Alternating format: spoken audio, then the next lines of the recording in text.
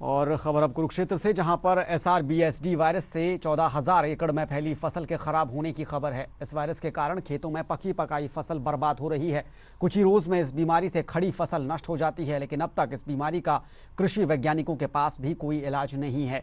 कृषि विभाग के अधिकारी डॉक्टर अनिल चौहान ने बताया कि कुरुक्षेत्र जिले में कुल 14,000 एकड़ में इस बीमारी का प्रकोप देखा जा रहा है। यह बीमारी मोटी धान में पाई गई है। रोजाना किसानों की इस बीमारी को लेकर शिकायतें आ रही हैं और विभाग के कर्मचारी खेतों में जाकर इसका सर्वे कर रहे हैं। किसान भाइयों के द्वारा ही सबसे पहले हमारे लोगों तक पहुंची है और लगभग 30-35 दिन के बाद इस बीमारी के लक्षण जो हैं वो धान की फसल में दिखने लगे, जिसमें कि पौधे जो हैं वो छोटे रह गए हैं, बौने रह गए हैं और जब इनकी जड़ें उखाड़ के देखी गई तो वो हल्की भूरी और कालेपन की तरफ थी।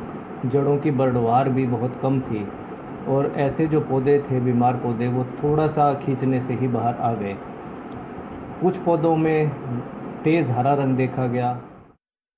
लंबे समय तक सरसों के तेल के भाव में जबरदस्त उछाल चल रहा था, लेकिन अब तेल की कीमतों में कुछ कमी आती नजर आ रही है और आगे भविष्य में और भी दाम कम होने की उम्मीद नजर आ रही है। सरसों तेल के रेट कम होने का प्रमुख कारण सरसों के भाव में कमी और तेल की मांग में नरमी आना बताया जा रहा है।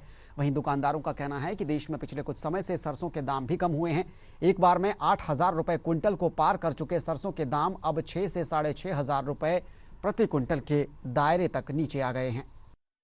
ये तो एक सरकार का बहुत सराहनीय कदम है, क्योंकि पिछले 2 साल से महंगाई का बहुत बुरा हाल था, जिनसे लोगों को अब तेल ही मेन चीज़ है। क्योंकि कहीं पे बाहर भी कुछ खाने जाओ, घर का बजट बिगड़ा हुआ था, कुछ भी खाने जाओ, कुछ भी लेने जाओ, सब यही कहते थे तेल के दाम बढ़ गए हैं तो हम क्या करें।